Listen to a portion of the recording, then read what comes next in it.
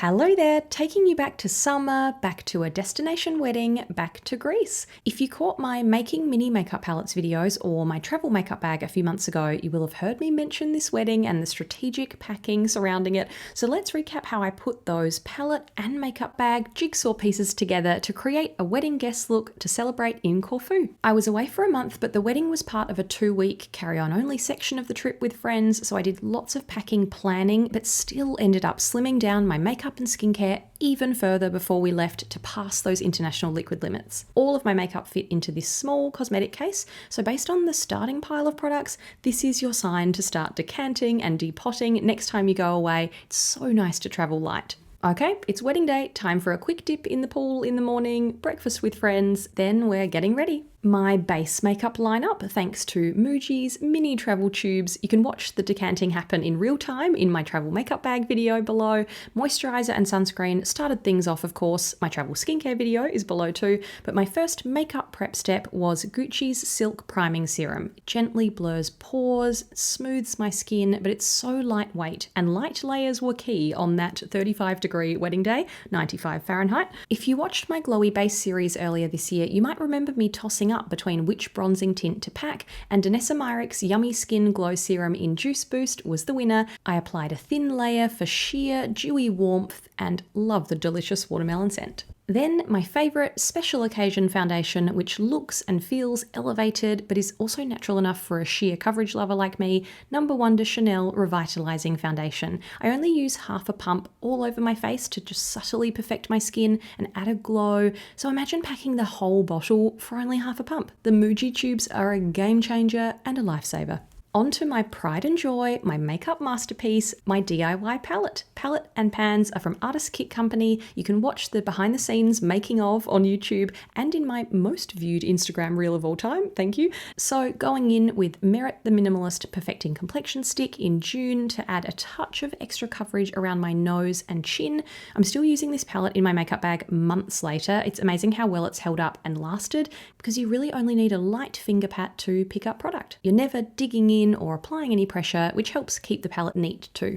Any pinpoint spot concealing with my depotted favourite Clé de Peau. I prefer to tap my pinky into this one so I could really concentrate the concealer where I needed it, then soften it into my skin. Brightening under eye concealer, my incredibly predictable YSL Touche Eclat, and at the very end of my routine, I lightly patted my forehead between my brows, either side of my nose and my chin with By Terry's Mini Hyaluronic Pressed Hydra Powder. The best powder to travel with. I dare you to find anything smaller, slimmer, or more convenient. Built-in sponge, built-in mirror, seamless, skin-like finish, a wedding guest and really hot summer wedding guest essential. Brows, pretty simple, the usual suspects, light shading all over with Charlotte Tilbury Brow Lift in dark brown, then brushing through with Glossier Boy Brow in dark brown. I will say dark, big brows like mine that need a bit of shaping and lifting can end up with little tint smudges nearby, so I always have a cotton bud handy to tidy the outline. Back to my complexion palette, a very light finger swipe of Westman Atelier Face Trace Contour Stick in Biscuit in the hollows of my cheeks to softly sculpt,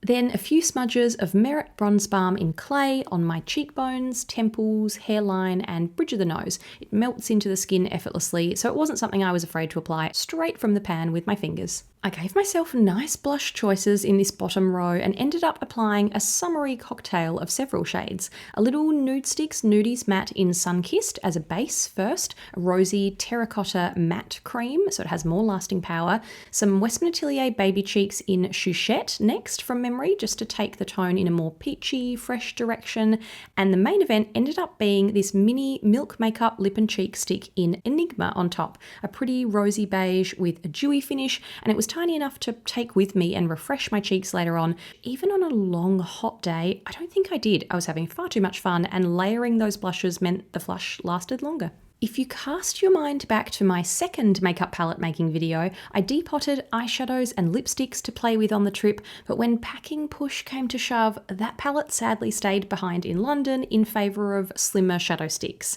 NARS Pro Prime eyeshadow base was a non-negotiable though. I always apply this to help my shadow last day and night. A palette did survive the packing cull because it is tiny and thin and light and exceptionally versatile, the beautiful Bake Up Beauty Micro Palm palette in Desert Road Trip. Forget big wedding. I'm eloping with this. I wore a generous base of the soft rose all over the lid, blending with Refa 01 and continuing the colour under my lash line with Merit brush number 2.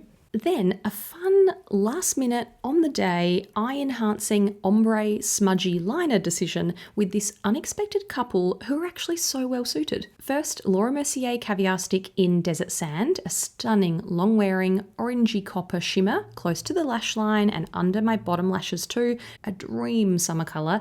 Then to deepen the outer third of my lash line, instead of a brown liner, I wore YSL Lines Liberated eyeliner in Unrestricted Plum. I only bought this in Selfridges a few days before the wedding because I saw someone at the YSL counter wearing it and had to stop and ask what it was. So this pink and copper and plum combo might seem unusual, but if you have green eyes, you know they pop with those shades. And the way I was applying this sneaky liner, the colours weren't even that prominent. I made sure the copper transitioned into the plum smoothly. So the result isn't, oh, what are those colours? The impact's just, wow, your eyes look so green, which is always the goal. A mascara that was light enough for a daytime wedding that was also a glamorous Grecian affair, a brown that's more natural but still has a lot of volume and length, and something that doesn't budge because I'm a serious wedding crier.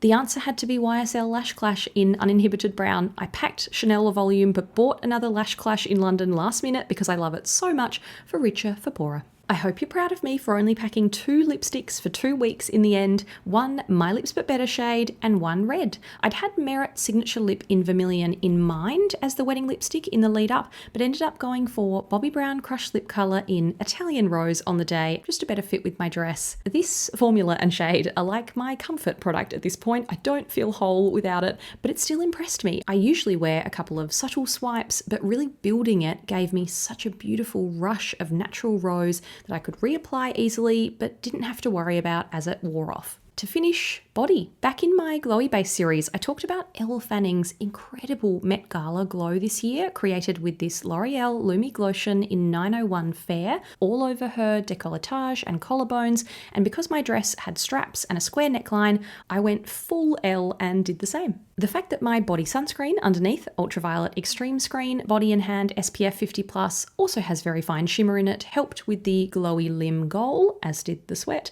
and I kept Ultraviolet's Preen Screen SPF 50+ reapplication mist in my bag to reapply without disturbing my makeup. Oh, and my nail polish. It wasn't this lovely blue, although that would have been a nice match for my dress too. On my nails and toes, I applied Essie Go Ginza, a light lilac I love in summer, and a baby olive and June top coat to protect it. My mani held up so well over the 2 weeks, so I'll leave my travel nail tips below, and hopefully 2025 will be the year for me to share a massive updated manicure routine. That was the final installment of my travel packing series at long last. I hope you enjoyed seeing what made the cut in Corfu. I think this was one of my favourite makeup looks I've ever done. I have 2 more weddings coming up in the next couple of months, a summer wine region wedding in Australia and a winter countryside wedding in the UK. So I promise I'll recap those looks in a far more timely manner for you. I'd love to hear what you wore, if you had any weddings on your calendar this year, or any memorable makeup moments from other celebrations you've been to. If you yourself got married this year, I definitely want to hear from you. Please run me through your hero products in the comments. Thanks for watching. See you next time.